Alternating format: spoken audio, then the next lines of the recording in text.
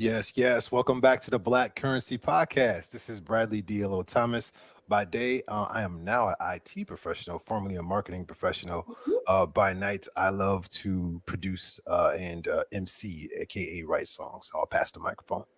Hey, what's up? It's your girl Opal Elisa. By day, I'm Director of Multicultural Business Strategy for a large financial company. I'm also a author, MC, poet, spoken word artist, all of the above. I'll pass the mic. What's going on? My name is Corey Whitmore. By day, I'm here at Media 22, as you can see with the green screen in the back. By night, I'm here at Media 22. You can see the green screen in the back. But I also love to do music. I still produce, I still engineer. Having a hard time writing lately, but those other two things seem to be working for me well. Good, good, good. I know we were talking a couple of days about that. I was getting on your case. Corey, you guys, I know you got something to share with the world, but we have a person today who has a lot to share with us, and I have tons and tons of questions. But before we get into it, let me let you know who you're talking with. Today we have Daryl Smith, who is the Senior Vice President and Chief Marketing Officer at Kettler. I pronounced that correctly, right, Daryl? Yes, absolutely. Okay. And he has over 20 years of experience in the multifamily marketing field, as well as other fields that we're going to get into in terms of marketing, digital media, and other things related to operations. So today we're going to really dive deep with him. First thing that I want to let all the listeners know, no matter what media that you're on, if you can see me on the video right now, you can see that I have a notebook. So please take some notes today. We were just talking with him earlier. I would say literally about 2 minutes ago, I took some notes from that. So you're definitely going to want to, kids, put your thinking caps on today, open your ears and your eyes, because he's going to have a lot to share with us. So Daryl, welcome today. Thank you for coming on the podcast. Yes, thank you. And sounds like I'm in good company of inspirational thinkers around not only my field of marketing, but multiculturalism and certainly entrepreneurialism. So I'm really happy to be here at home with y'all. Absolutely, absolutely. So you're from Alabama. You spent some time in Madison. Now you're in DC. So can you tell us a little bit about your journey becoming a marketing executive, and where it's taken you so far? So whenever I get asked that often, and whenever I answer that question, I start off by saying, if you think of the Wizard of Oz, I have followed a very long yellow brick road, but it's certainly been fruitful for me. It started in Mobile, Alabama, where I was born and raised. My parents went to school at the University of Wisconsin, and so I did spend some time in my early childhood there. And then my parents moved back to Alabama. My father got into politics and was a mayor for a little while. And then post high school, I went to undergrad at Southern University in Baton Rouge, Louisiana. Got an undergrad degree in broadcasting, and from there I moved back to Wisconsin and attended the University of Wisconsin, where I got a master's in journalism. And while there, I worked for the local PBS station, Wisconsin Public Television, for a little while. Loved it. I thought, man, I'm going to be here the rest of my life, having a great time. Phone rings one day. I get a call from the PBS station in DC saying they were interested in me. And I was like, no, I don't want to go. And my mentor at the time, who was head of Wisconsin Public Television, was like, look, you got to take this job. It's a great opportunity. It's the number 3 station in the country. He struck me a deal. He said, if you don't like it, I'll bring you back and we'll put you in any position you want. I'm like, okay. So I moved kicking and screaming. And about 6 or 7 months in, I'm like, man, I love this place. This is great. About 6 months later, after I'd been there a year, I got an offer at the network, the PBS headquarters, which is also based in the DC area. Got to a great job there in operations, broadcast operations that distributes programming. And one day I got a call from that same mentor from Wisconsin Public Television. He said, hey, I'm in the building. I'm going to stop by and say hi. I said, all right. Met him at the elevator. We walked to my office and he said, hey, do you still want to come back? I'm like, no, I'm having a good time. This is great. I've got my second job, blah, blah, blah. And he said, I knew it. He said, I really wanted you to get out there. You're young. I want you to see what the opportunities were. And, sometimes you can't get those things back. And I really appreciated that from him. And even from the first time that I had a chance to spend some time with him, he was a really strong mentor towards me. He came into my office when I was at Wisconsin Public Television. I'd always wanted to meet him. And he was the president of Wisconsin Public Television. And he took time to come by one day and talk to me. And in 30 minutes of talking to me, he said, hey, I want to work on something for you. And I thought, he's just giving me, polite talk. 2 weeks later, he promoted my boss and moved me into her role. I had never spent any time with him up to that point. So he was a very authentic person. That's when I would say I first learned about what authentic people are and what authentic people do. From Wisconsin Public Television, as I often say, I spent 10 years there, and I often tell people Big Bird got his wings clipped back in about 1999 when all television networks were making the transition to digital. And so on that, was a huge opportunity, but yet a huge impact to the labor force. So much like myself, there were many people who were in the television environment that were laid off, and it was very competitive to get, other jobs at that time. So I had a friend who he and his wife owned a temp company that specialized in the multifamily industry. And they're like, hey, why don't you come work in our office, for a few days a week and until you decide what you want to do. So I did. And one day they said, hey, can you help fill a role on site one day, at an actual property? I'm like, doing what? And so they're like, just go fill in, help out with Lisa. I'm like, okay, whatever that is. So I go to this property, end up being on assignment for about 6 months. And about 3 months in, somebody from the corporate office was visiting and said, hey, are you interested in a job? And I, at that time, I kind of was, I didn't know what the expression not too proud to beg meant. So I work in television. I don't know what this apartment stuff is. And so another 6 months go by and I realized there is no more television for a while. And so I go back and knock on that door and I said, all right, tell me about this opportunity. And so, as they say, the rest was history. I've been in the industry ever since.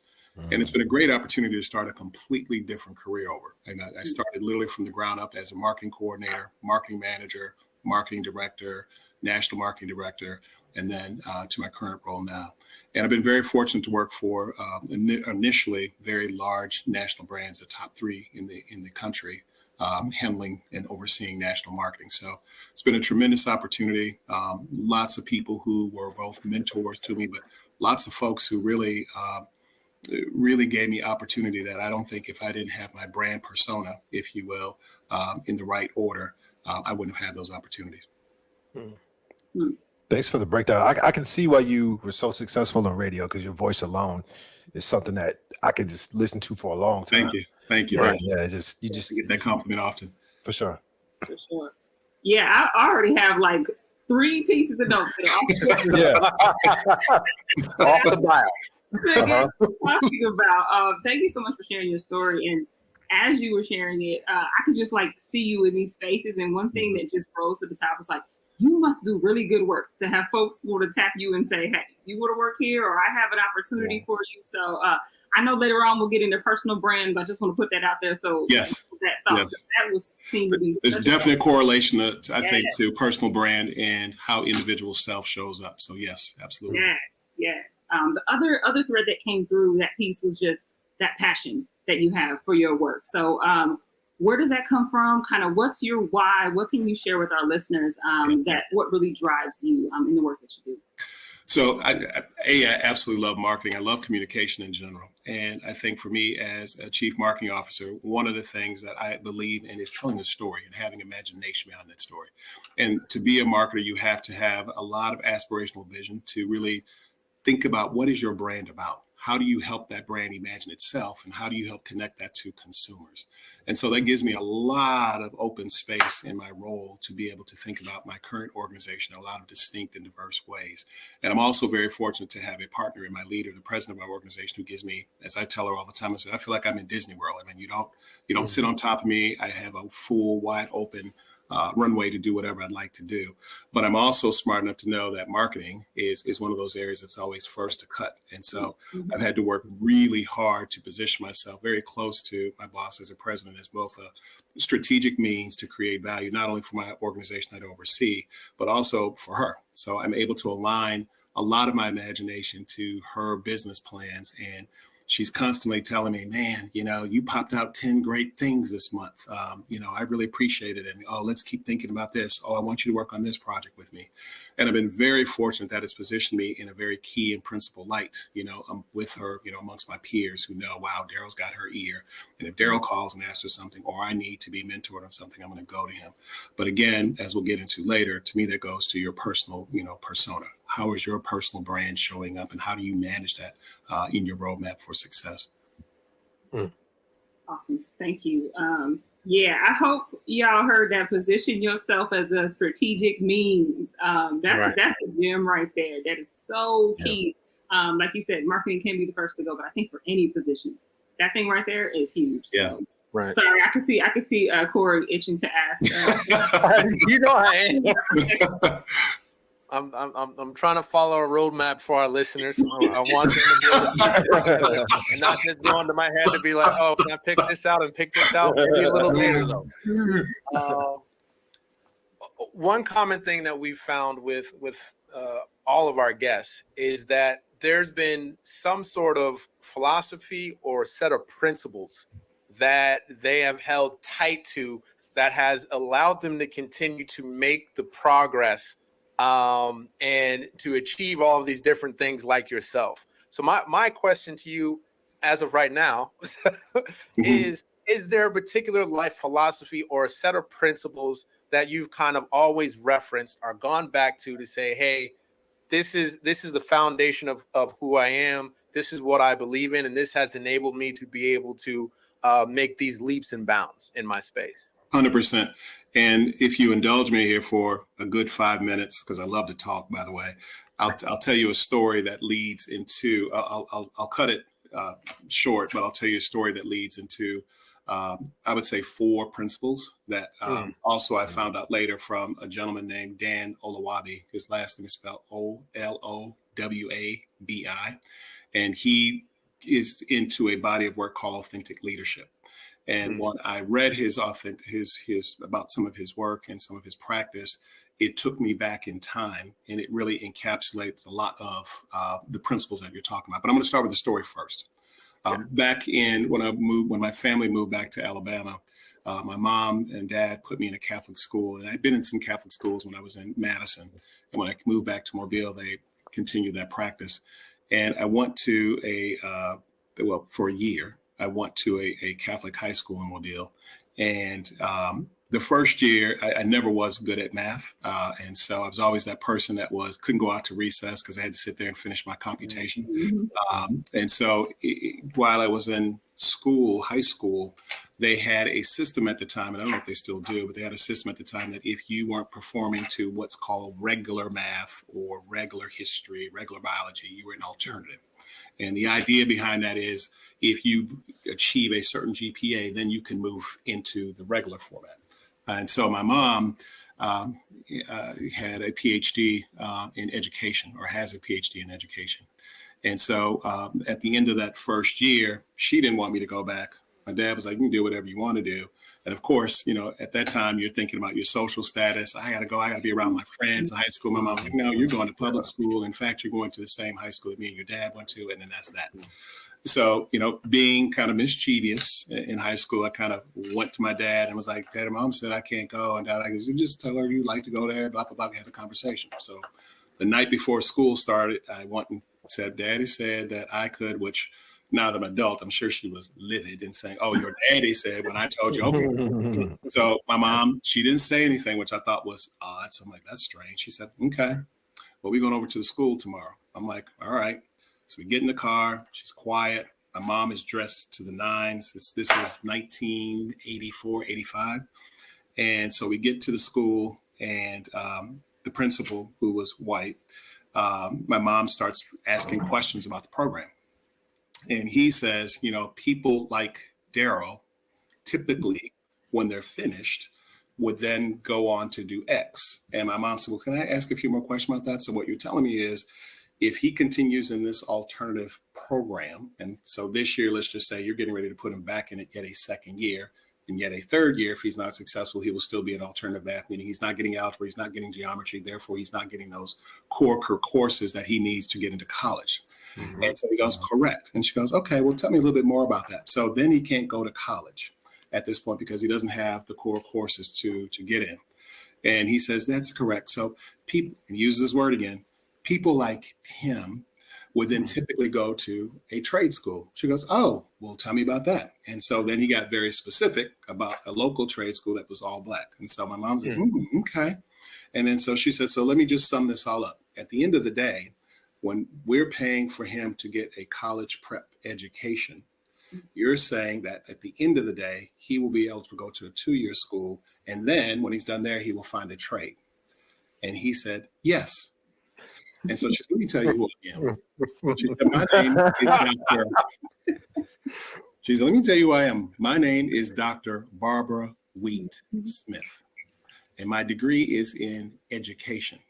And I've studied this exact phenomenon when I was in school, and it's called tracking, where you take disadvantaged minority students and instead of elevating them, you relegate them. Mm-hmm. And now at this point, I'm 14, 15, and I'm kind of sliding down. I'm like, oh no, this is going left. Not understanding fully what's happening, right? The big picture. I'm just like, man, she going in on this, man. It sounds good. But then I'm kind of like, what's happening? The man turned red. And she said, also, let me reintroduce myself again. I'm Dr. Barbara Wheat Smith, the First Lady of the city. And again, the man turned green, right? Not knowing who he's talking to. And it really didn't matter. But the concept of how he was trying to control who I was and create a value for who I am and was going to define it led to me believing that no one defines or creates value for me but myself. And I'll never forget when we pulled off from that school. My mom is a smoker. She had that cigarette. She said, she looked over at me, not in a way that was, it was very empathetic. And she said, I know you're embarrassed. I know you feel some sort of way about what just happened. When you get older, you'll understand what that was about. And you fast forward several years later, as I started competing to be in the boardroom, to get to the C-suite, it's defining and owning my value and knowing who I am. And that nobody controls that but me.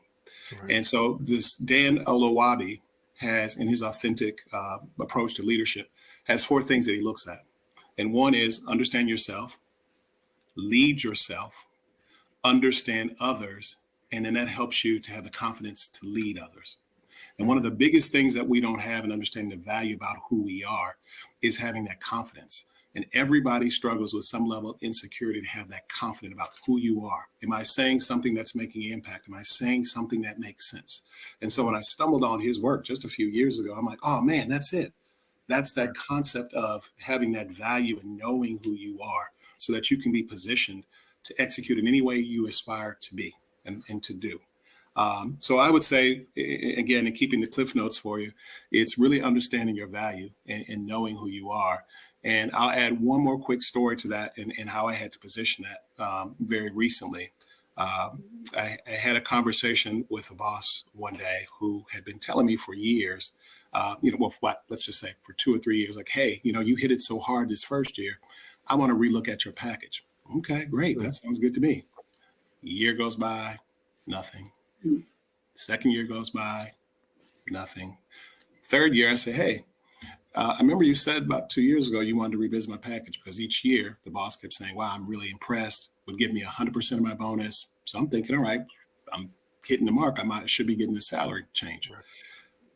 She looked at me and she said, are you asking me for a raise? I said, no, not at all. I'm following up to your question. I serve at your pleasure. And she laughed and she goes, yeah, well, let's talk about it. So we finally talked about it. And at the time of the year, it was just before the traditional merit increase. And she said to me, I'll give you 5% now. And if you give me a couple of months, I'll give you 5% later. I said, so basically you're giving me a merit increase. Mm-hmm. Oh, was that offensive? No, I told you I serve at your pleasure, but I also know my value. Mm-hmm. So let me tell you a story. I told her the same story I told you guys. Mm-hmm. This is a Friday. Mm-hmm.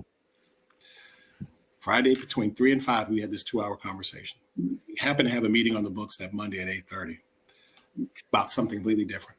When I got on the call, she went right to our last conversation and said, I couldn't sleep all weekend thinking about our conversation. Thank you so much for sharing with me. I love how you talk to me. I love how articulate you are about things, blah, blah, blah.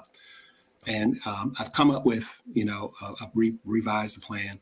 And what she came up with shocked me because the number was an odd number, meaning even numerically, right? She hit on the exact cent, and it represented a 29% raise compared to her trying to do a 10%. Right. And again, know your value and don't be afraid to position that value by knowing who you are and having that confidence to lead people, just like Dan Olowabi talks about, to lead people to your aspiration. Beautiful story. Yes. inspirational story on so many levels, because I know there's somebody out there right now that's, no matter what position that they're in their organization, or even if they are entrepreneur, and they're they're during those conversations where they need to have that confidence and that posture. So everybody who's listening, you might want to rewind the last 5 minutes. 'Cause that's exactly what I'm going to do, just to keep it honest. So you did mention your mother, Dr. Barbara Wheat Smith. I think that it's clear that she's one of your mentors. I'm very curious on your process of how you actually chose your mentors. I think we've talked about on other podcasts the need to have somebody to follow and to model, but I don't know if we've ever talked about how to choose the right person to follow. And I'm interested to see what your approach has been in regards to that topic. You know what? That's a great question. I'm going to answer it in a non-traditional way. I would say most of my mentors chose me, and it was because of, again, that personal brand, being in the right place, interacting with people who saw something in me that I may not have saw it myself, around my aspirations. And as you guys have been, my passion, which has always been there. And so they took me under their wings, so to speak. But I think in connecting further to that, because there are opportunities to choose mentors, in addition to the traditional approach of, I want to find somebody who I admire, someone who has passion, someone who is authentic, and someone who really has developed a career path to lead to some successful goals that you can truly see. They're not talking, blue pie in the sky. They're really talking about something that they can see and something that they've done, and how they continue to be motivated to do that. And so, but who is that person for you? And sometimes the people that you're looking for are right there in your face. It could be your family. It could be some very close friends. It could be somebody at work. It's when you start talking and engaging and being authentic to yourself, as I was just saying earlier, people also pick that up and they want to be a part of that in some way. You guys on the call may hang up and say, call me next week and say, hey, dear, I was thinking about something you said, and I want to talk to you about that. I want to connect you on something, because guess what? I'm a consider myself a lifelong learner. So even though I've achieved success of where I'm at now, I still want to achieve more. There's lots of things I want to do. And therefore, anybody can continue to teach me and continue to nurture me around their respective space. So I think mentorship can take many different forms, but I think in a lot of cases, you don't realize people are right there before you. Absolutely. There's so much, like DLO said. I'm rewinding that story again too, and I know your mom. She is one of my biggest and first top role models. So when you were talking about her talking to you with the cigarette, I wish they could hear it. Smooth and so smart and so everything. So thank you for sharing that. And shouts out to all the mamas who are doing that, showing up for their kids, because here in Madison and many other places, if you don't show up for Black boys every single day in a certain way, typecast real quick. So shouts out to her for doing that, and for you for capturing it. Like you said, you're 14 and 15, you're absorbing it, but you take it with you this whole time. So I wanted to get into, marketing is a huge piece of business, but really wanted to understand, what characteristics do you see in a leader? And one of the things that already has come through in both the story about your mom and you, and that story with your boss and leading to that raise, was just the poise that y'all had, right? Like you had it all and you held it, and then you let it go in such a, all I can say is poised way. So what are some of those characteristics? And do you agree with that poise piece? And then what are some other characteristics? 100% agree with the poise piece. I think the poise piece comes even more importantly for people of color, where you are typecast, so that when you are speaking up for yourself, whether you're a man or woman, you start to get this dissension of, oh, if you're a Black woman, you're this angry woman and she's mad. How dare she speak up for herself in the way she's articulating herself? In other cases, if you're I'm crying and I'm so upset, I don't know what's going on, I'm helpless, then you get the power structure that feels like I have to help you, I can help you. But if you're a Black woman, there's a threat. Similar to the woman's experience, Black men also have to be thoughtful about how they articulate themselves and how they express themselves, because equally that can be perceived as threatening. I've had people act like they're afraid of me when I speak up, like, oh my God, he said something so, and I've never been spoken to like that. But Bob just told you basically in the meeting you were dumb and you didn't even say anything. He just talked down to you, but now I'm talking to you in a more thoughtful way, and somehow that's threatening. And to that extent, my father, rest in peace, when I was a little boy, would always sit in the kitchen, I would look at a dictionary. And I think this is how one of the reasons why I got into communications was we would spend time looking at words, understanding what they mean. I was always asking what something meant. And so whenever I started getting to work environments where I would write, when I had an opportunity to speak, people would always say, "You're so articulate." And I could take that in two ways. Some ways it was like, "Great, you're being authentic." Other ways it's this shock. Who are you? Where'd you come from? You're different. And that I'm not supposed to represent that because there's this typecast, there's this bias that's being played. So I think it is important, again, for you to understand your personal self, your personal identity, and that value, and be confident about what you're saying and how you present that so that people truly receive you. If not, they're going to get hung up on all these other things that they're looking for. And when they don't see them, that smoke sort of blows away and they're allowed to fully see you. They're allowed to see you as what I call visible. Some people don't see you as visible, and some people do. And visibility takes a lot of different format, but visibility in its own sense means you recognize me for who I am. And I could be a lot of different things. I am not one thing. I'm a diversity and representing a community that's all things. And so, but that's a path, right? And I don't necessarily hold the band up for all the different groups that I represent and all the different groups I'm a member of. I represent a segment of the diversity of that. So I think, it's extremely important to what you asked. That was so deep what you said in terms of the line where they get hung up on looking for the things that they're looking for to see. Right. I like how you separated that from the you as an individual and how you see yourself, because that's very important. So that was thank you. That was absolutely. That goes right into the branding, public persona, and a number of other things I would almost love to go on a tangent right now about. Let's go. Behind the Let's scenes. go, Curry. I'm staying focused, y'all. Many times with our guests, and some listeners I've talked to, sometimes they feel intimidated because we bring on a guest and they have all these accolades and of all these things that they've accomplished. And the recent conversation that I was talking with someone about was it's all a process. And in the music world, we used to use, we don't do CDs anymore, but compilation. Yeah. Where it's a combination of all of a couple of different things. And I try to explain to folks like there's always steps and levels that someone is building. And now you've seen a lot of the folks that we've had on. Now you're seeing all those things that make them up to be who they are. I give an example with my journey, and my first business was having a record label, and my second business now is more media based. But I couldn't do this job without having the experience of doing the record label stuff. All those lessons helped me to prepare me for this next step for this business. It wasn't that, I just had the answers and, and it just all came to me. I was able to jump into it. No way. If I hadn't had that previous experience, I would not be able to do what I'm doing right now.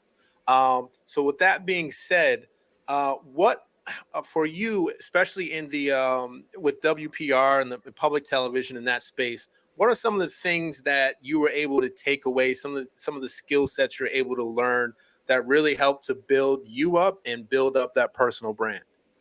Yeah, I would say there's a couple. One, most importantly, was just the field practice.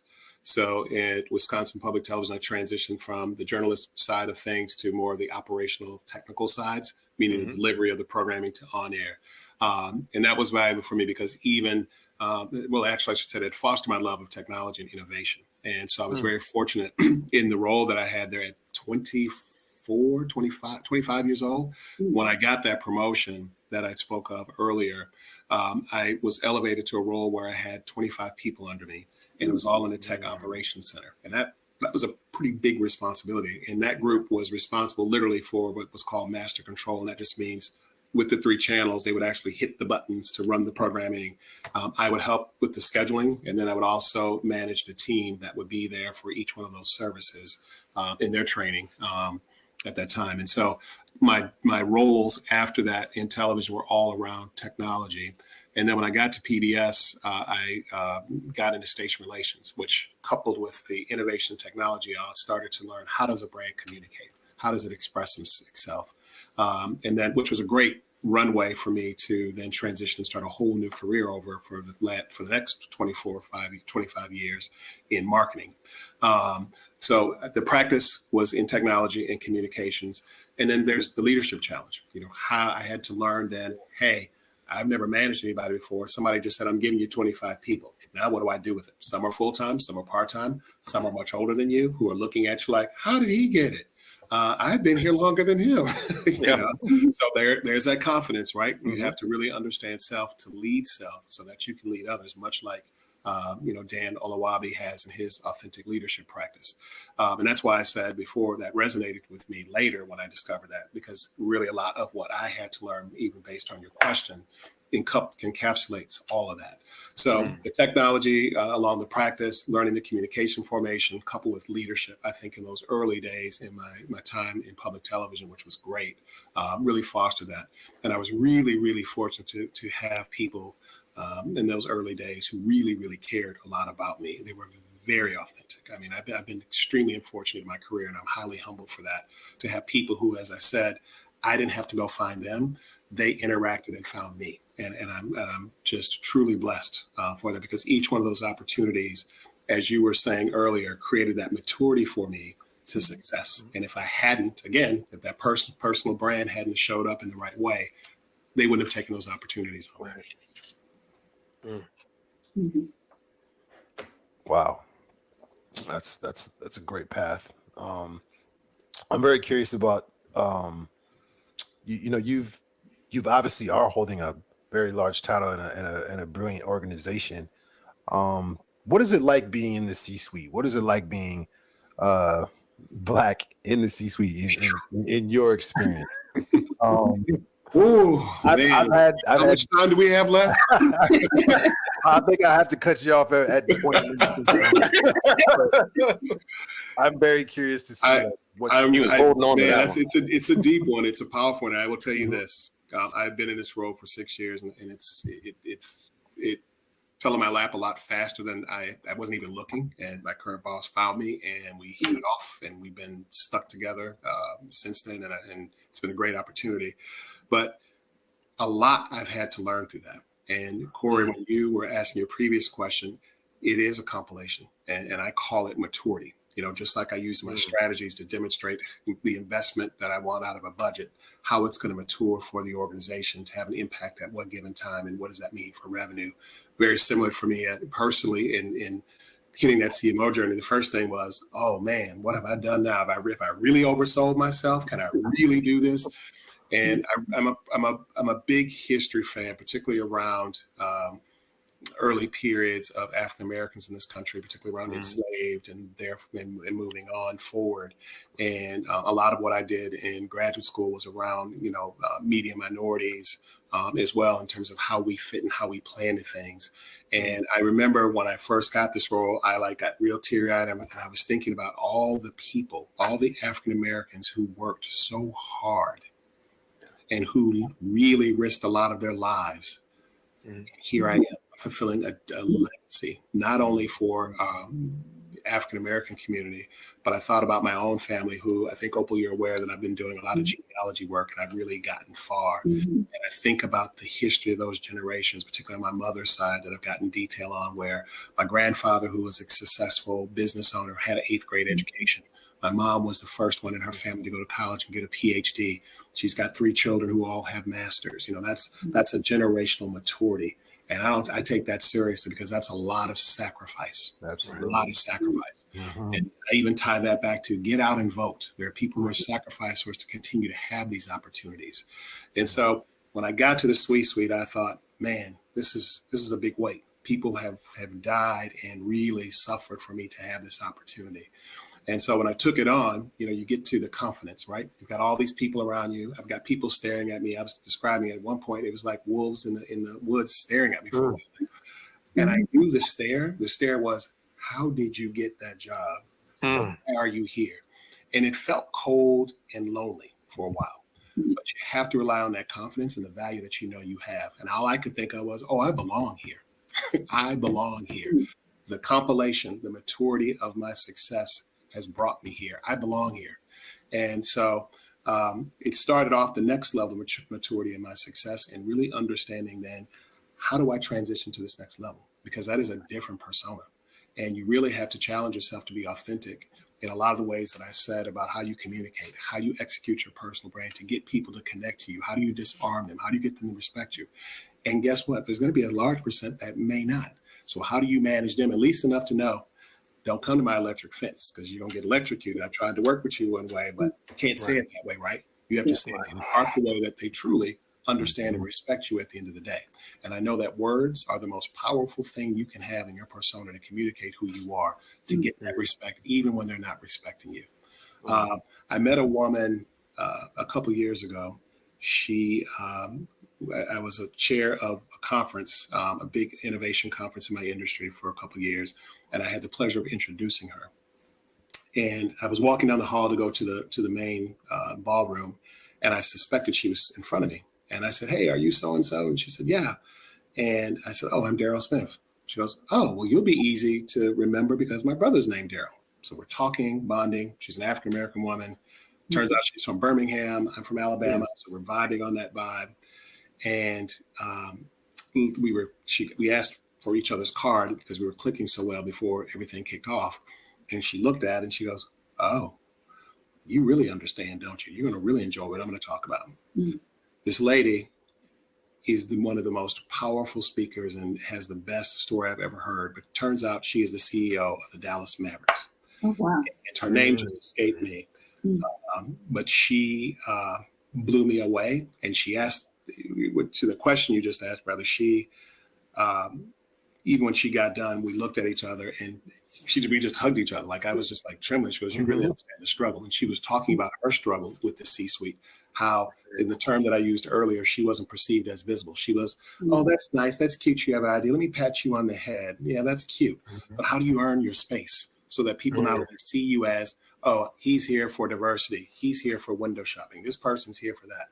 And for a while, I truly thought my boss that I currently have, who I absolutely respect her to tears, I was having a conversation with her months after I started. I had assumed, I was like, "Man, I love her. She's showing this world like, look what I went and found, and bam, he's here. Deal with it." And I was talking to her about that. She goes, "No, that wasn't it." And I didn't ask her in those terms. I asked her in a roundabout way, like, "Wow, I really like how you dedicate diversity and you brought me in and stuff." She goes, "Girl, that's not why I got you. I genuinely was connecting to your skills." And she wasn't really understanding what I was saying, but I appreciated her response because it wasn't about that. And if you think about what I said earlier, she was seeing even beyond me. She was seeing me as a person, as this man that's got a skill set that can help me. I don't care what his color is. I see him as somebody that's going to get me to green, if you want to look at it that way. So it is a journey. It is as they say, it is very lonely at the top. You don't have water cooler conversations with very people that you do lower and below. And you're like, "I heard that they're going to do X." There is no.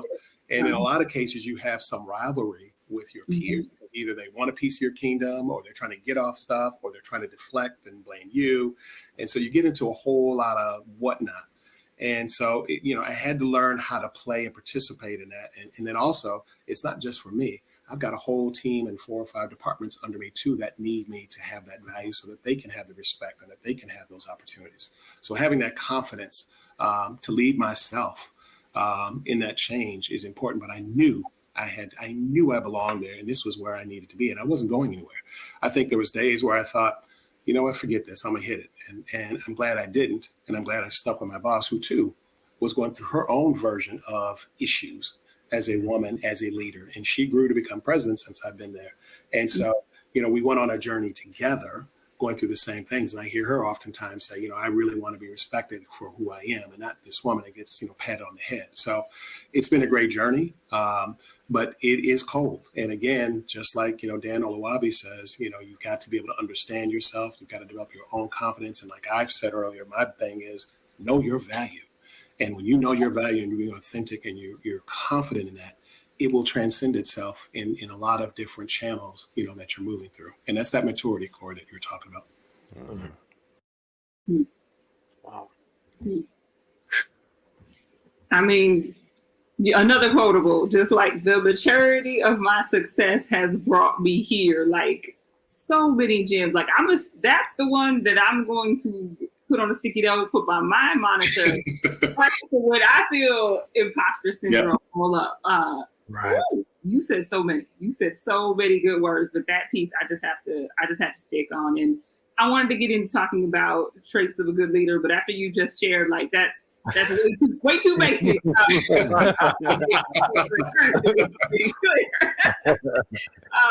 I do love that you talked about the relationship that you have with your current boss right now, and you said that you all journey together as she's now the president.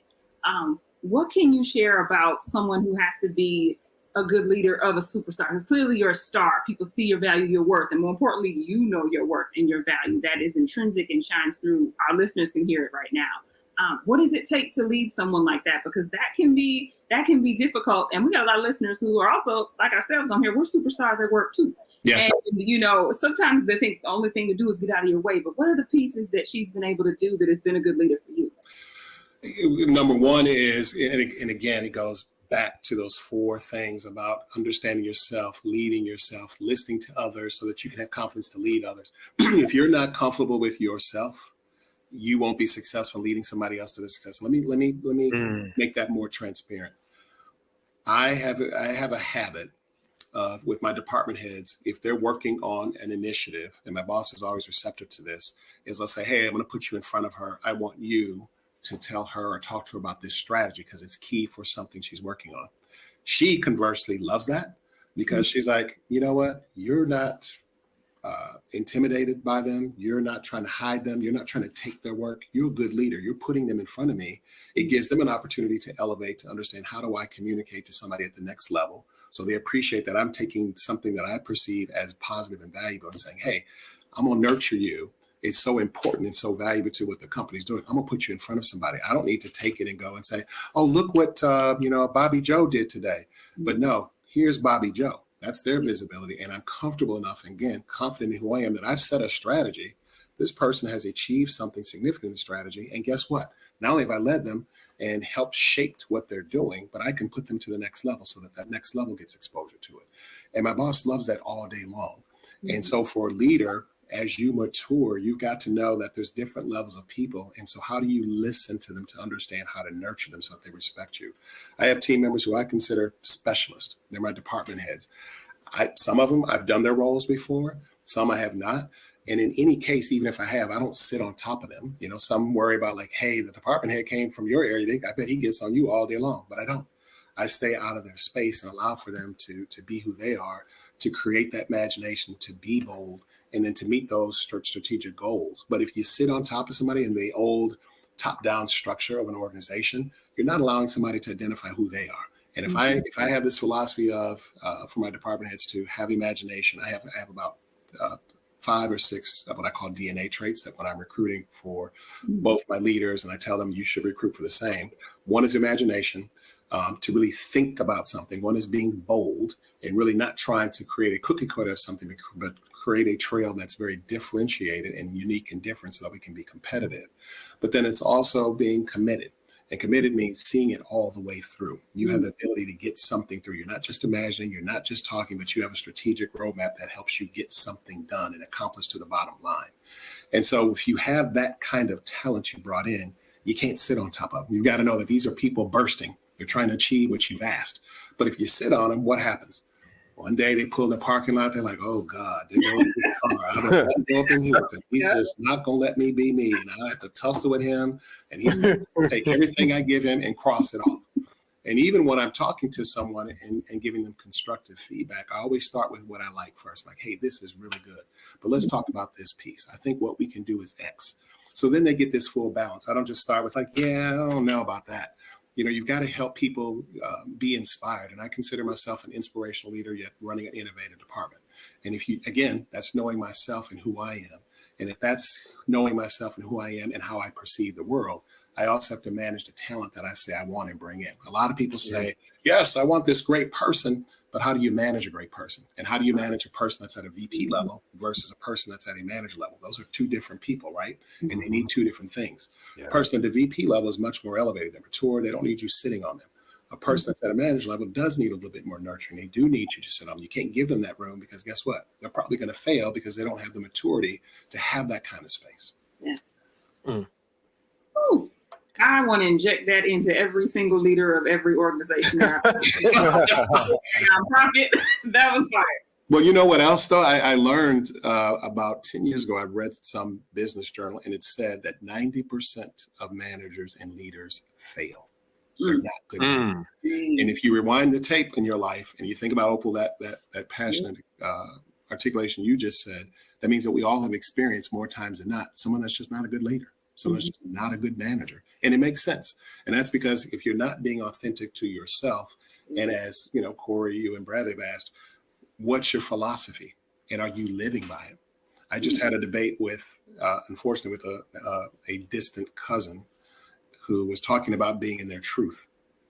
And I thought in my mind, like, are you serious? And it really comes back to what we're talking about, because if you're living your truth, people don't have room to doubt. They have room to respect and understand. And it's a difference. And I hate when somebody uses, and I'm glad you guys have asked a lot about philosophy and can see in my story how the philosophy has continued to mature itself. But you can't just say idle words. And when you're talking about managing team members, they know the difference in today's most popular word, authenticity. They know the difference because it's not just saying it in words, it's living it, and it's also making it actionable.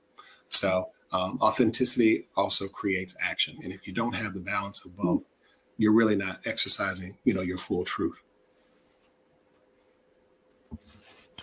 This is powerful. I'm just going to take a breather after that one. Man, this is powerful. Okay. Let me kind of go back in time slightly to something you said.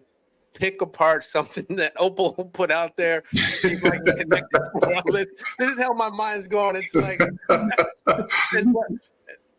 so we were talking about your C-suite experience and the experience of it being lonely at the top and a lot of the different things that you have to navigate.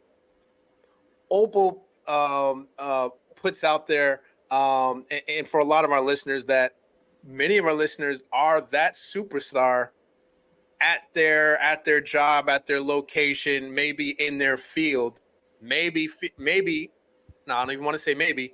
I'm pretty sure feeling and going through and experiencing some of the same things that you're experiencing, but at a different level. My question, not only for myself, but for them, is how do you navigate that? What is your support system? How do you continue to show up in places that sometimes feel like they're continuously trying to knock you down? Yeah. Because that can wear on folks and I think some people are looking for what are those other things I need to support me, keep me strong mentally, emotionally, to continue this fight. Yeah. And that's real, right? That's what you just said is authentic in itself, in the sense that, and this is why you heard me say earlier, I always say I work in Disneyland, and I often tell even my peers, my industry, who have challenges trying to execute their marketing strategy because they can't align with vision. So first and foremost, when you are looking for that job, you got to know how to interview that employer just like they're interviewing you. And while it's not foolproof, and in my current role, me and my boss often laugh about our dating period. We dated on purpose. For I think it was 4 months, from September to December. And we met about 4 or 5 times at this coffee place. And we always say, Bob's is our spot, because that's where we would meet. And I'll never forget, I strung it so long. I was laughing to myself the day we met, which I knew was going to be the last time we were meeting, that she was out of breath talking to me, trying to sell herself. It was like, I just need to know right now. I said yes or no, because I'm like, I got to know, because I'm happy where I'm at. I need to know all these different things so that I can get a sense. Are you going to support me? I gave her a presentation that she wasn't expecting on one of those interviews so that I can say, hey, based on what I heard you say, this is what I would do. Are we in alignment? Is this what you're looking for? If not, we probably can go on.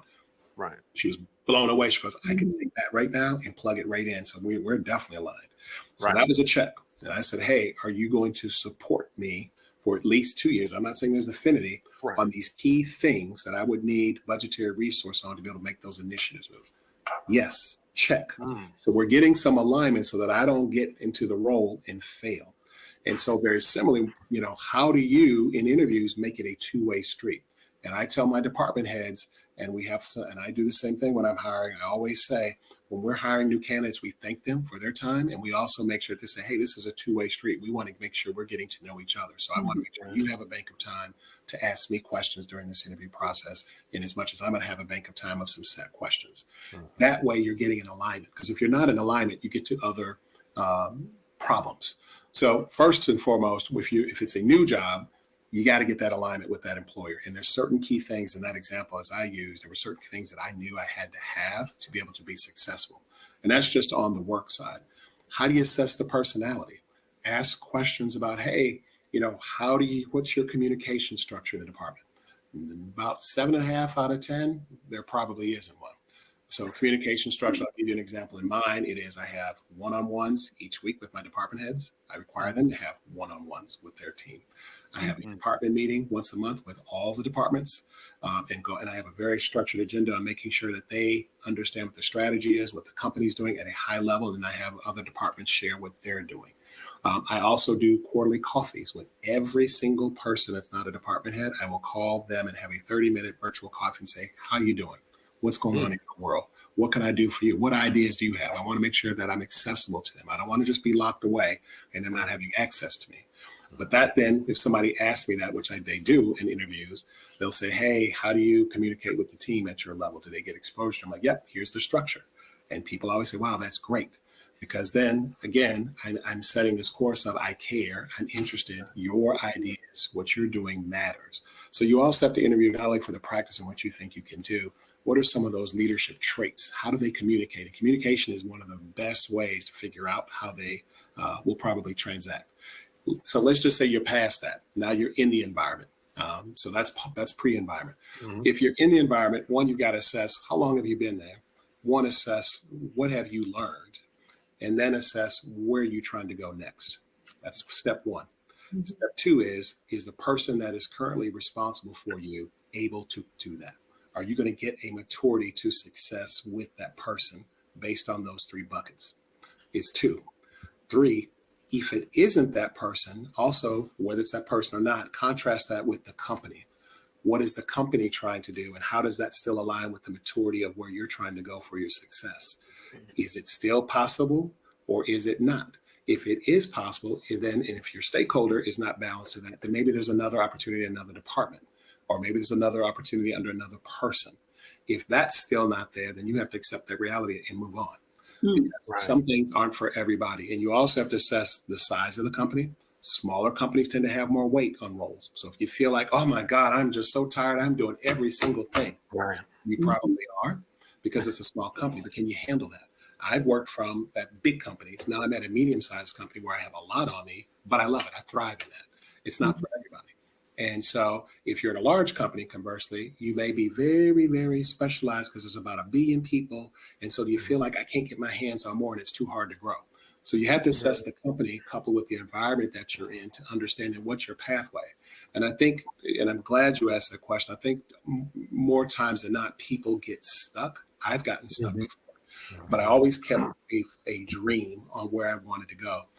And so you have to still keep your eyes on your own prize. What is your aspiration? And if you take those sort of steps that I just described to understand your maturity for success, it'll start to elevate for you. And guess what? Knowing your value, you don't have to have a job. We have to have a job to survive, right? But we have to have a career. And a career will foster your passion for your success. If you're not doing something, you're happy, and you're not working with a partner that's making you happy, or as I say about my boss, I feel like I'm in Disneyland, it's probably not the place for you. And guess what? I know I'm very fortunate because, and the other thing I will tell you about being very fortunate is I finally concluded 2 years ago. I was talking with some peers, and we were just, now we're at this point of, I'm just tired now. We're at the kind of the last part of the runway of our careers. And one of the things we concluded was, there is no utopia in a job. There is no perfect job. It doesn't exist. And I think we've been programmed for so long, I got to leave here because I got to get this job. When really it is, let me manage myself at each job to know, what do I want to get out of this job? And I asked myself that probably for the last 3 or 4 jobs I've had. I finally understood that and said, what do you want out of this job? And when I start checking the box every year, did I get it? Am I growing? Am I doing these things? Do I stay? Or do I start looking for something else? Because naturally, you can hit your ceiling, right? You can grow and say, dang, I'm not doing everything, or I'm not excited. But I don't think the average person realizes that's because you've grown and you need something else. And either it's in that environment by those different boxes that I just mentioned, or you have to go somewhere else. But we spend too much time on that hamster wheel, spinning, because we don't understand how to put ourselves in a perspective for success, meaning how do I break myself down to what I'm looking for and what I aspire for? And am I around the things that can help me get there? That was the perfect litmus test for folks in these jobs. Yeah. Broken down piece by piece. Mm-hmm. That was amazing. Thank you. Yes, my pleasure. Yeah, I'd like to work with some AI to get the manuscript. I'm dead serious, because you broke that down in a way where it's, to me, it all leads back to your personal brand. I'm going a little bit off the script here, and I know that you keep bringing that up, and it's so important. And you've kind of talked about some of the elements of developing out that personal brand. But what is your path to developing how you developed your personal brand?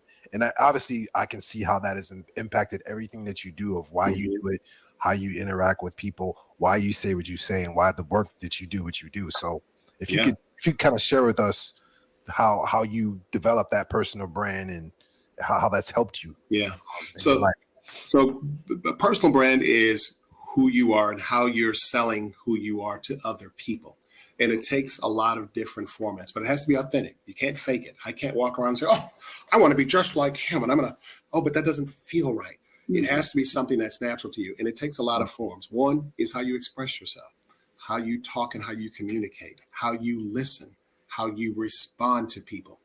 If you take all that up and put it under one category, that's communication, having very strong and deliberate interpersonal skills. And that's important.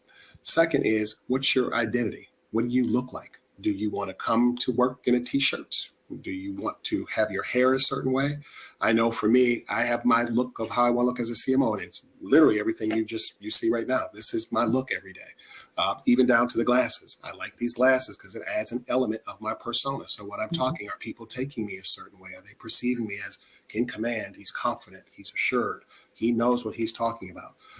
All of those create your persona, but then your persona has to be rooted in values. And everything you guys asked earlier about philosophy gets behind the persona so that you can create this feeling of presence. And I love presence. And I don't know, and let me tell folks what presence is. If you think about when you walked in a room and somebody speaks or somebody gets introduced to you, you feel all of this energy. And not very many people have it. I've been seeking that and running for it because I love when I see somebody that can fill up a space. If you think of former President Obama, he can fill up a space. Former President Bill Clinton can fill up a space. For friends of mine who were journalists who, when Clinton was first running for office, said that man has such energy and personality. Like you feel like he knows you personally when he walks up to you and looks at you and shakes your hand. That is a persona. That is, what do I want people to perceive of me? It's also developing trust and integrity about who you are. If you're running a business, you've got to have some persona so that people can invest in you, so that people will follow you, so that people will come and connect you to other resources in a networking opportunity. So people will come and show up on your show. So people will talk to you. There's some integrity about who you are in your own brand persona, just like a company persona that has to be established first. Because if you don't have the confidence about what you're articulating about, whether it's your music, whether it's marketing, whether it's about multiculturalism, no one else is going to have it. But it has to be all enveloped in a certain perspective, because people walk around with bias. It's just a natural thing with psychology. But you've got to, as I was telling you earlier in my previous examples, you've got to move the smoke from that so that they look around that bias and say, oh, wow, who is that? Okay, I'm listening. You've got my attention. So that's personal persona. To develop it, though, you have to be very deliberate. And I'm going to go back, Corey, to what you were saying earlier. It's just like the compilation. There is a maturity to it. What I looked like 10 years ago in my other roles and how I came off has changed. And it's changed because I've become more confident. As I've gone to other success levels, I've been around people who I'm engaging with, who I'm learning from, and they're fostering how I should behave. And that's where who you surround yourself with comes into play. And again, that's that networking. Are you around people who have positive energy, who have positive aspirations for success? Or are you sitting around people at the water cooler that's just, oh, the world is bad and Bobby in accounting is making my life hell. I ain't got no control. I'm just going to go home and just, start all over again tomorrow. Yep. That's not control. That's not controlling the value that you have for yourself. And I will tell everybody that's listening, you have more control over yourself than you think. I'm going to tell you to try yourself this week. Target one or two things that you perceive is an obstacle and come up with one way that you are going to control it. And I don't mean, don't make it something that is unobtainable. And I'll just throw out some examples. If you feel like I can't control your weight, take one thing that you think you can find out by the end of the week of how you took control of that. If it's something at work that you can't figure out how to get finished, write down each day something you're going to do that's going to whittle down to getting it done. Just pick one thing. If it's your closet, if you've been wanting to clean that closet out, I did that this weekend, so I can use that one. Figure out how you're going to start. You can attack it all at once for a couple hours, or maybe you do a little bit each day. But that would demonstrate to you how much you're controlling things that you perceive are obstacles in jobs and career and launching a business. All of those things that you have aspiration on that may seem so foreign and so far away are actually more obtainable than you think. But you got to do something. Success in anything you do isn't something that rings the doorbell and say, hey, success is here. You ready to go? You've got to go outside and find success and bring them home with you. But I think that persona has to be nurtured in how you're outwardly perceiving the world. And it's also, radiated in the philosophy that you have about the world, much to all the great questions that you guys have asked today. Thank you. I don't know about y'all, but I got lists of homework for me to do. I mean, I feel like I should pay you. Then I feel like my company to them for what I've learned here. Oh, so dope. I wanted to get into, I think a lot of the stuff you said, and you dipped into it a little bit too, the personal brand. We got a lot of folks who are listening who are entrepreneurs, and everyone on the screen with you has at least one LLC too that we're working on. So how do you translate some of those things into your own, small business brand or the business things that you're doing? How do those things show up for that? So I'm glad you asked that one, because I have worked with a lot of small business people who I was telling my sister recently, I'm like, man, I have such a passion even for the smaller business owner, because there's so much to help them with, but there's barriers to them getting their brand out there because of the cost, right? And so how do you support them to help them elevate? And one of the things I've noticed about small business owners is, one, not having a full defined personal brand doesn't help them speak to the vision for their company brand. And I'll give an example. I was at a friend's birthday party this summer, and they hired a bartender who had been established in that market. And the bartender showed up. By the way, the deliverables were standalone bar, a single bartender, signature drinks. The bartender was late due to a vehicle issue. Then when the bartender came, the bartender needed help from the guests to get the equipment off the truck to set up, which is now about an hour and a half, 2 hours into the customer's party. And then by the time the bartender was fully set up, about half the guests had already left and didn't get to experience what the person that bought them there to do. Kind of worked through the customer worked through that. And then the next day, the person came back to pick up their equipment, which they should have dismantled and taken with them, but did not. But then came back and yet still needed help getting everything taken out. That's not having any brand standards, meaning, hey, don't get too comfortable in thinking, oh, these are just people I know, therefore I can act that way. This is a business. And so that's where your business and your personal persona have to transcend and work together. So I'll go back through that example. Should have been there at least 20 to 30 minutes early. So if the start of the event was 7 o'clock, at 6:30, you should have been there. 6:15, everything's ready to go. You're just ready for details so that if the first guest arrived, you're ready to give them that signature, one of the signature drinks that customer asked for. You should have been present and ready to go. And was one person enough for the amount of people? I would say maybe not. Or did you ask how many people are going to be there? Therefore, how many people do I have to staff? That's part of your company brand, but your personal brand has to inform then how you want to operate, how you care about things. And then when you're leaving, what's your standard of operations for dismantling? What's your standards for setting up? What's your standards for serving? All those things create this imagination and experience for people. The world for consumers now is about personalization and about experience. And if you don't have those two things in interplay, you will not succeed because then they're not connecting with you. So in that same event, personalization would be smiling. You're there to engage. You're walking around. Did you take the signature cocktails and walk around the tray and offer them? If there's 4 of them, have 4 types so that people can select them. Then go back to the bar. Did you have nice collateral there that features that person's customized drinks? Did you come up with words that may have said, oh, you want to have the Opal-esque martini tonight?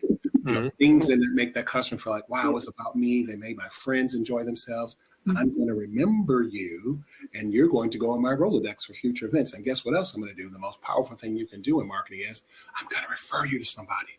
But that was lost. So that means then let's measure that out in money. The time that you spend in gas, the time that person spent as their own personal employee in putting everything together, whatever it costs for them to purchase things minus what was paid into, there's a loss, right? They've lost because the event wasn't successful. So you can cost yourself money by 1, not understanding yourself, but then 2, then having a company. What is your company about? What is the experience? Not just the product, but what is product that you have, and what is that experience, and how do you deliver that? What's the pathway to delivering that? So that, again, in that maturity of success in that one night, how are you delivering that? So always be thoughtful about, again, who you are. Hey, if I am Corey Bradley or Opal, when people come on my show, I'm going to always give them an introduction to who my audience is. I'm going to make sure my audience are connected in a certain way. You're not just going to flip on the switch and say, okay, hey, what are we talking about today? And people's ruffling and out. Okay. Oh, wait, what was next? Okay. What did you say? I'm sorry. The cat was in the back meowing. Okay. Your brand is not going to allow you to do that, right? As individuals, your brand says, I have to show up to show out in a different way. And so if you don't do it in a very measured way, that's, again, connecting people like you guys are doing today, then you turn off. An example I used to use a lot in marketing training is think of yourself when you go to a restaurant. And let's say you're the restaurant owner. You worked hard to get that restaurant.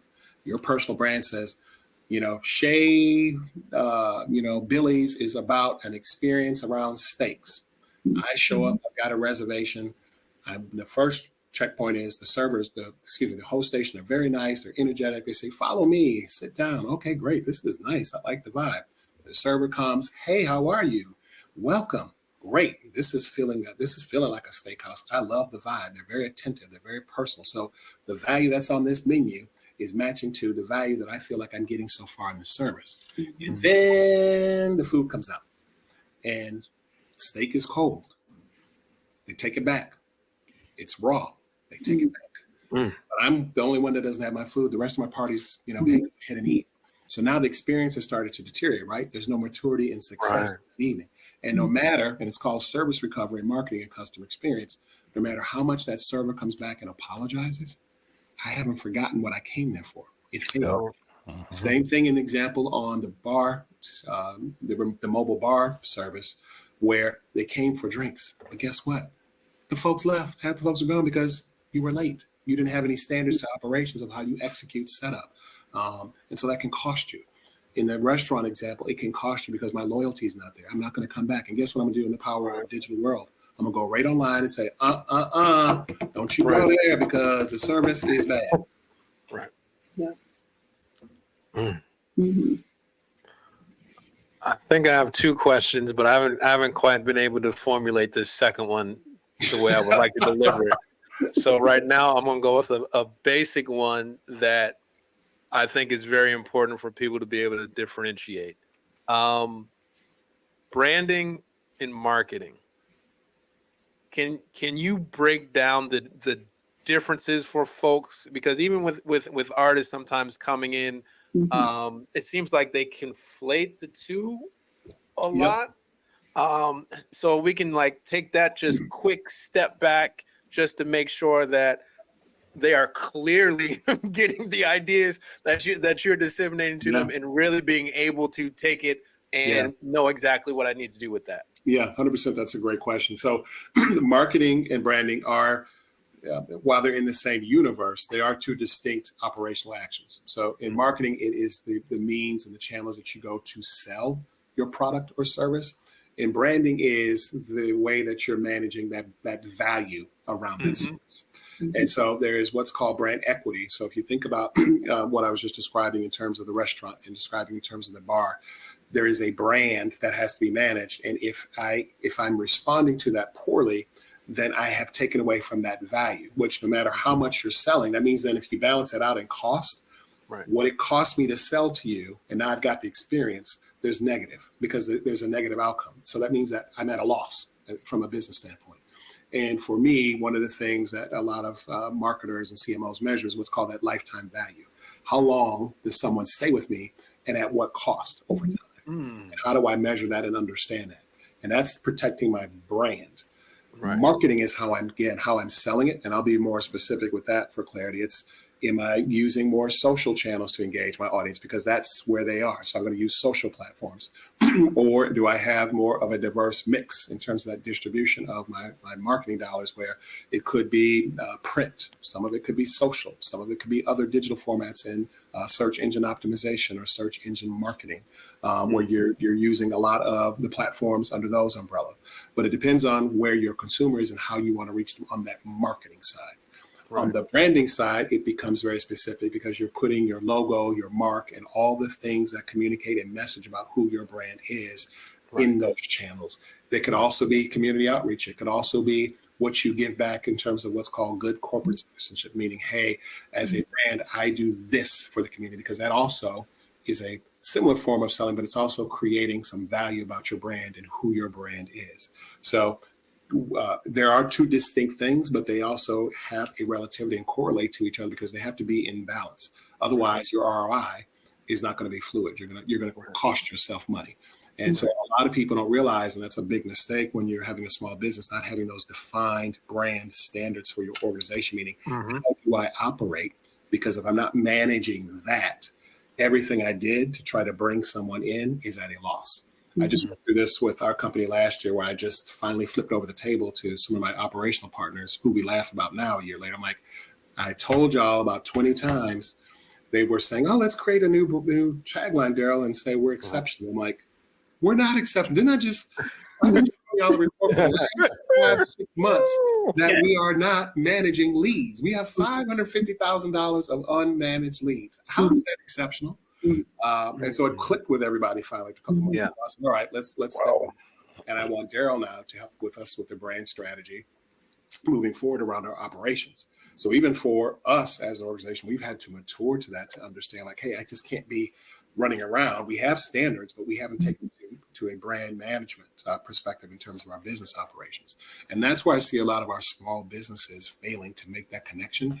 Part of the question, Corey, on marketing is one thing. That's the investment to get someone, but then you've got to manage that brand. Right.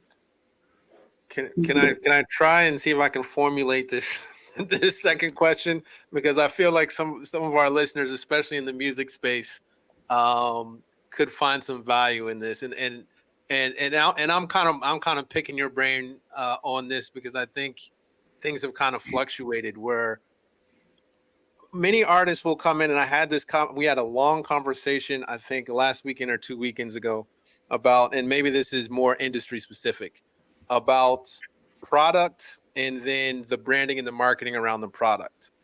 And the argument was the artist kept hammering me about, I'm ready to go because I got the product. The product's good. I came here with the product. You heard the product. I got quality product. Let's go and put this to market. My thing was, they ain't looking for you. You have no established brand. The product is good. I agree with them. The product was good, but you don't have an established brand. People don't quite know what they're getting from you. I feel like you have to be able to sell who you are now, especially in music, along with just having the product. And then you actually need to construct a marketing plan off of that brand. But it was, and I don't know if these things have to be in perfect balance, meaning that the product has to be here and the branding and marketing needs to be here. I don't know if one's more of an alpha than the other. What type of balance should folks be looking for when it comes to that product versus that brand and marketing? Yeah. So for music as a product, and I'll go with what you said earlier about compilation and maturity, right? Yes. So there is the artist. Yes. There is the product, the artist being the individual. Let me clarify. Yes. Mhm. The product being the song. Yes. Two different things at its inception, right? But they have to go together. And I'll use Prince. I don't know why he popped in my head for some reason. Prince. So there's the artist, Prince, right? But he had a persona. His persona was his look. Remember I talked about my look? His look. Mm-hmm. He had a favorite color that he threw in with that, which he went by purple. Yep. He had an identity in the fonts that he was using. Right. In the clothes that he wore. Right. And so that was him, right? Now, connect the look to the songs. His songs were real cerebral. I mean, right. Deep. Yeah. And it made you think of this person who was like, wow, man, this guy is, you read it, it's like he's a poet, like he is deep. Right. And his clothes are eclectic. I can't wear them. I'm not trying to follow his fashion. In some cases, you might be trying to follow them, but they may be a trendsetter. Right. But they have to go together. I can't wear a spacesuit and then sing a rap song. Right. Because then that identity, again, that persona, that personal brand is canceling out what I'm singing and the genre of music in which I'm singing. So in that sense, it's thinking about the genre. What do I want to look like to that genre? If I'm a songstress, you're probably not wearing, a overly revealing outfit. And I'm not saying that hopefully, it's not offensive to some women and how they want to express themselves. But a songstress, I think of someone that's a established R&B 90s artist that is a little different in how they present and dress versus more modern. It is a different way of expressing yourself through fashions to connect to your audience. But if you don't have that identity first, connected with what's your product first, those are the first steps. Then the second step is who are you trying to reach? And so going back to Corey, what your argument was, do they know you? And so if you started on, and some artists have started locally, right? So let's just take Prince. He started very locally in Minneapolis. So he had a value locally. And so he could further mature that value. Again, there's that word, maturity for success. Yeah. Mature that value. So, let's take in, what did we do well locally? And I do a birthday trip every year with friends, and we went to Minneapolis 2 years ago, and we toured his stuff. So it's probably why he's in my head. But who he was locally matured a little differently when he became national and global. Became very different. But that was his maturity. He matured his book. He also matured. His songs stayed very much the same. It was this urban expression that was both grounded in some sense of what's going on in reality, but then also just being imaginative artistically about the world. Right. But then when he started getting to that more artistic aspiration about the world, so did his outfits, right? And so the energy of his shows. And then he was branding that in different ways to connect to people. But what he started off at that little small studio in Minneapolis doing and communicating locally, he took the best success of some of those pieces, but then he also had to imagine other components to connect to other audiences. And certainly the music industry and that identity is very competitive and very difficult. And you have to have them defined. And it is a balance. They're not in equilibrium, but there's a balance. And it's very delicate. And so, yes, you can show up with all the music, and Prince did. He showed up with all the music he wanted, Mhm. But as you well know, Corey, the record labels, depending on how your contract's structured, they're going to define you. Mm-hmm. That was Prince's Absolutely. argument. And when he decided to become the artist formerly known as Prince, Mhm. what a lot of people don't realize was he took it. Oh, this is all coming full circle. Mhm. He knew his value and he took it back. Yeah. And I didn't know until I went on this trip. I always thought, oh, he's just kind of crazy and weird. But no, he wasn't. He was brilliant. What he did was, oh, I'll fix you. The three things about Prince, and Corey, this will resonate with you, was he could write, he could sing, and he could produce. And those are the three things that go with music. And most people can sing, in which case the record label's providing you with writers, Yep. producers. He could do all three, and he couldn't be contained. The man could write something in the middle of the night, be his own producer, engineer, all the above, and wake up and say, look what I did last night. Mhm. That's a rare thing, right? Very much. And so what he did was he owned and knew who he was and took his value. And because of how the legalese went, I'm just watering it down. He basically said, I know how to get around this. I'll make up something that really isn't my name, and I'm going to produce music for the next 10 years. And guess what? You can't own that. Right. I'll still have my royalties and my relationship from the first 20 years of stuff. But going forward, you won't own it. And then guess what he did? Changed his name back. Mhm. Again, he took control over that. Yep. But all of that, and it goes right back what you said earlier, Corey, it's compilation. It's a maturity. It's steps. And I think what happens is there's an eagerness sometimes when people step out with business, or again, in this case, you've got this identity about who you are. There's a lot of ego that comes into play sometimes. Mhm. And you've got to be able to check that ego and have some reality and grounding yourself to know I've got to be patient and take these steps to Mhm. get to where I want. It doesn't happen overnight. And certainly in the music industry, that's so competitive and it's so much stuff to be conscious of. If you go too fast, you can also fall very fast. Yes, absolutely. Perfect. Now I just got to cut this part out and then have them. It's like, My job is see? done. Yeah. Thank you. I appreciate it. Mhm. That Prince analogy was awesome. Like you need a TED Talk if you don't have one already. That was Mhm. Thank you. so fire. Yeah, that was definitely fire. I'm interested in your perspective on marketing and artificial intelligence. I've been seeing a lot of tools online. I've been seeing, Chat GPT. I'm not gonna lie, I've used it for email many times. Yeah.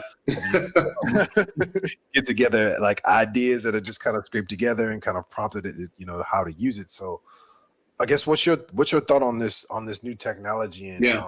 how it's going to be used in just in marketing in Yeah. general, branding and business operations? Well, perfect timing for that question because I do a multi-year marketing strategy. And I'm getting ready to do 24 to 26.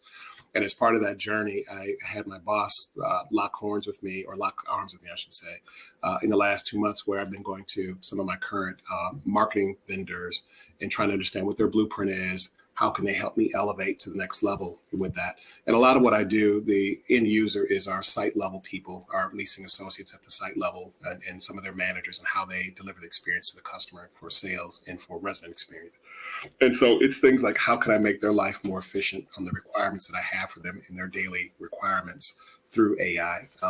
And some of the first and foremost, let me say, the first couple of weeks that I had my boss sit with me, and she loves technology. So I'm like, you can partner with me. I want you to understand what I understand because this is going to be a big journey. There's a cost, there's this. So she goes, no, it's perfect. I want to do this.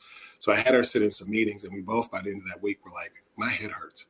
Like, this is both scary and it is very complex. And depending on your particular business practice, you really got to understand it because it's getting to some scary levels. On the scary side, one of the things that Google is doing, which is both, it's kind of upsetting the apple cart, but they have a nobility in why they're doing this, is that the opportunity for fraud is going to be even. It has potential to be exponential. Oh, sure. And so now I don't think for those of you who use, if you're familiar with an app called Reface or Giphy, you used to be able to find artists on there and stick your face onto it and ha ha ha. And I use it a lot. I still use Reface a lot, but I used to get famous people and put my face on it, friend's face, and send it out. I went back in March to do it and I couldn't find anybody. I'm like, where's everybody at? I can't find all these faces. And I realized oh, with AI now, there's all these legalities that are coming out to protect people's identity. But even with that being a form of entertainment, in the world of AI, you can take that to a whole nother level. So on the political level, even for governments, someone could potentially imitate a head of state and cause some national security challenges. And so in some, you really have to start thinking about what are those guardrails you have to put around your business practice to do that. A partner that I'm working with that has a bot that we use currently, we were going through that with them, and they've already built over 400 and some thousand guardrails around the system just to protect consumers when they're interacting with our teams and what's going out. And there's this thing in Chat GPT right now that's called hallucinations. And hallucinations basically means in the content that you're trying to build, when you ask it a question, you have to understand that the content is only relevant up to the year 2021. So anything that may be beyond 2021, you're asking a question on, that content that comes back can be wrong. And that's what they call hallucinations. So if you say, write me a speech from, the debate last night. It may come back and say, in 1976, George Bush said, blah, blah, blah, blah, blah. And it's like, oh, that's wrong. And it's because right now the content has not caught up with, the governance and how that AI is being extracted. So you have to have a wall around it to understand it. And the way we're perceiving it is, and was told by a vendor, is we're no longer creating content, but we're supervising content as AI, because you're going to have some ability to understand, like, yes, I asked for something. Yes, I got it back. But how do I then have a operational standard that I can see what it's saying to say, yes, this is approved, and it moves on? And so Google's doing a lot to try to ensure that businesses are authentic and who they say they are. It's painful on the other hand, because you have to reclaim your business over and over again. And once you get down that dark hole with them, because they're all algorithms. And by the way, there's no phone number for Google, not one. And they're the only business I know that can get away with it. Some days I wish, I wish we could not have a number. The residents don't get to call us and yell at us about stuff.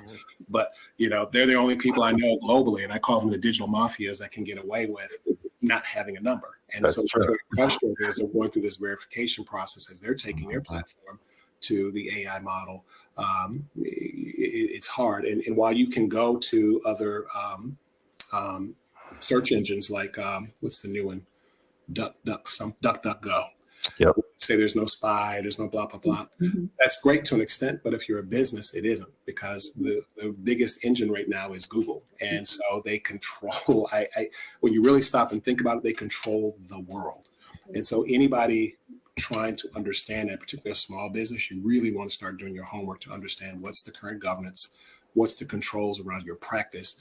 And again, as you're going from not being a content creator to a content supervisor, what does that mean for your business practice every day? Because it's exciting, but it's scary. And a lot of the folks that I've been talking to on the technology side, the technology providers, have said, hey, this is going to rival the internet when it came out. Like it's a whole new direction of being able to engage. It's exciting, but just understanding the concerns around it is key. So that's on the bad side.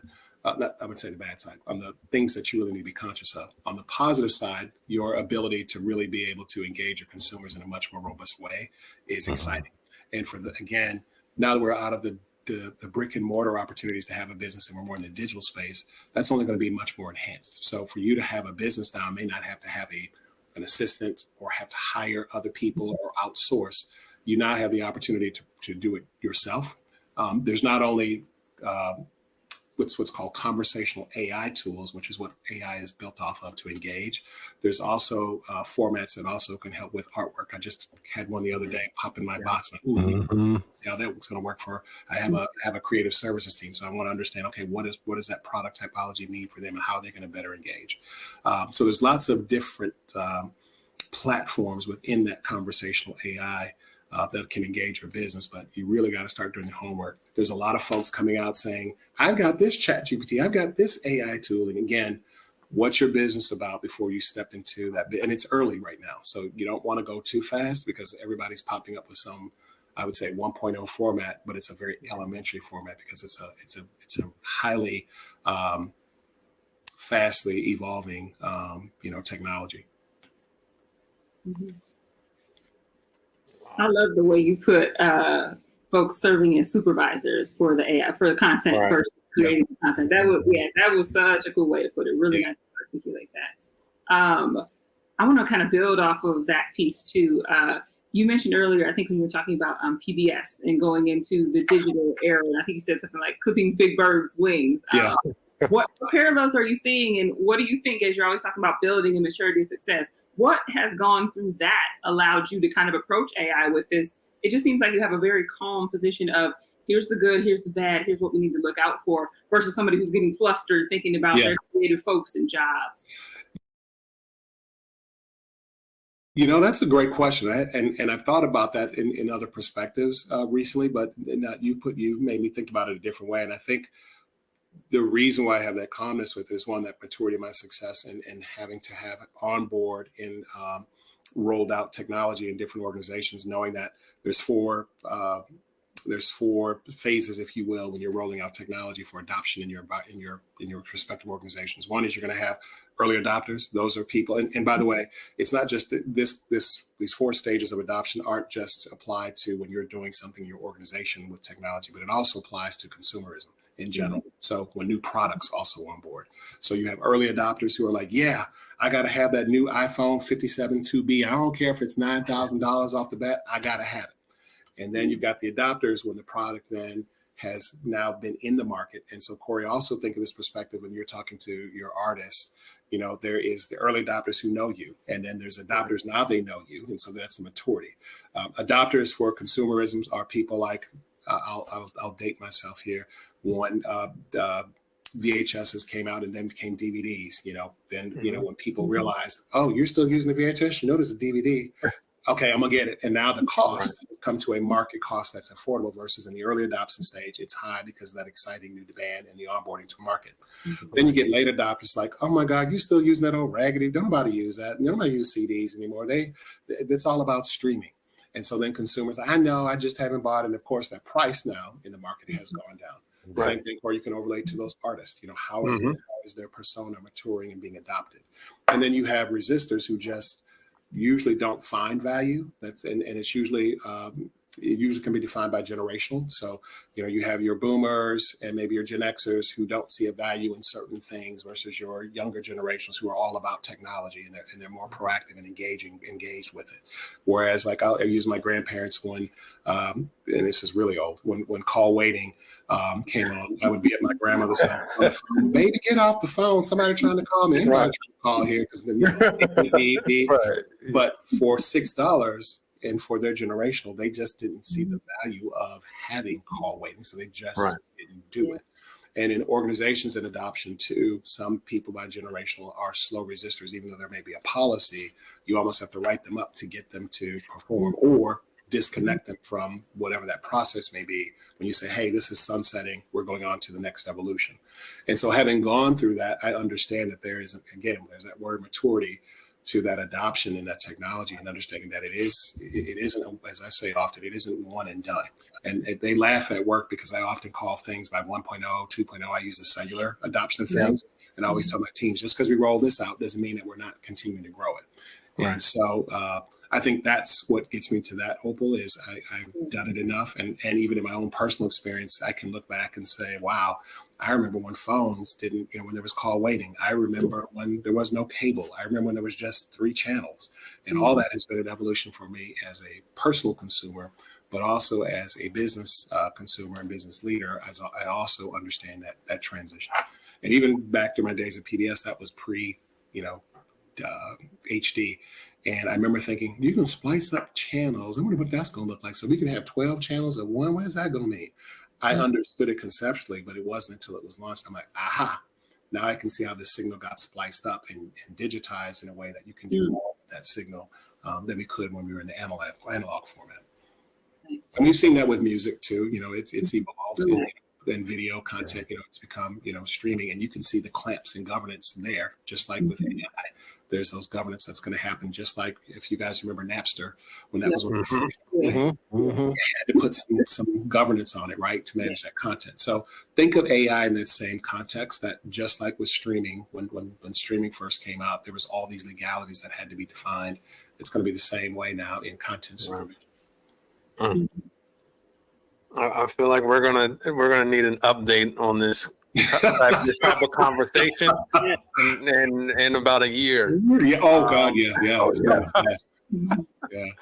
The way things are moving and how many people are now getting into that market. Yep.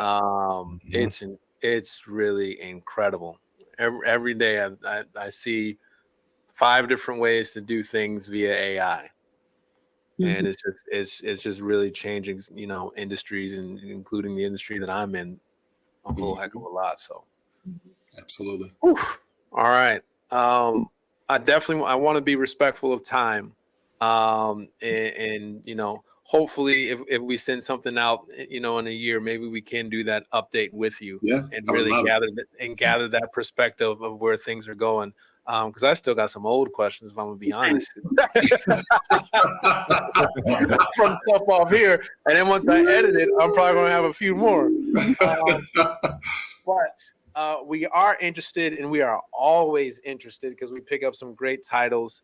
What are you reading? What book recommendations would you give us right now that you think would be of interest to us and our listeners? Yeah, so I just started reading 2 things. One is Stacey Abrams has a book called Lead from the Outside, which when you read things sometimes, I often don't read it for its specific context, but I also read it for what is it conceptually saying and how can I apply that strategically and philosophically. And so I would almost describe it as a handbook to leadership. And it also takes some perspective too on different groups, from women, people of color, LGBTQ, and how those groups can lead in environments that are traditional, if you will. And so if you consider looking at her story and how she came up and was, the speaker in the Georgia House, and then how she came onto the political scene, certainly she's got a lot to inform through that. And so I'm about halfway through that. The other is a little bit of an older one by Julian Bond, and it's called Black Leaders on Leadership. And it looks at a lot of segmented, more political themes on leadership and how to engage in that space. And again, these are, as you can hear, they're all leadership titles for me at the moment that I'm into. But those are 2 that I'm currently looking at. Beautiful. Yeah, those ones, both of those sound great. Stacey Abrams is just brilliant. Yeah, she's just one of those people that's like, anything you do, I know you're going to be successful. You're going to be at the top. She is brilliant. Yeah. And she's not getting, I think, enough credit or full appreciation around taking Georgia purple. I think she was a huge part of, she was the big bomb that dropped in the water and created that tsunami that got that state purple, which is coming from the deep South in politics. That is phenomenal. Absolutely. So folks who listeners got 2 good ones. To start with on top of some of the other ones that we recommended. But man, we appreciate you so much for coming on and taking the time to speak with us, indulge us in some of our questions and things of that sort, and really incredibly informative. And I really hope folks really dig into this. Folks need to dig into all the episodes, but there's a lot of things here that you do need to put on repeat and kind of sit and think about. I find myself being very reflective in this conversation as far as, there's a lot of things that I need to analyze about how I'm moving forward in the space that I'm moving in, and the way you set out a lot of things, and the way it was very step by step. So it was something that was easy to say, you know what, I need to think about that and maybe need to make that change or make that pivot. But then 2, okay, it's been laid out in such a nice step by step process that it doesn't feel overwhelming that I can't get to that destination. I think sometimes when you get information, you get a lot of information, it's like, oh, that seems like a lot. How do I actually get to that point in which the change is being made? Because it feels overwhelming. But so much appreciation the way that you were able to kind of cut and dice things up in a manner that's digestible and a manner that's easy to follow. And that's hard to do. And, you know, how you've done it has just been incredible and amazing. So I can't thank you enough for the value that you've added to this conversation and to so many people that'll be listening. Thank you. My pleasure. I echo all of that and would add incredibly inspirational. I was a fan before this, but dang. You're going on the wall, Dale. You're going on the wall. I'm going to go look at my closet and reevaluate something.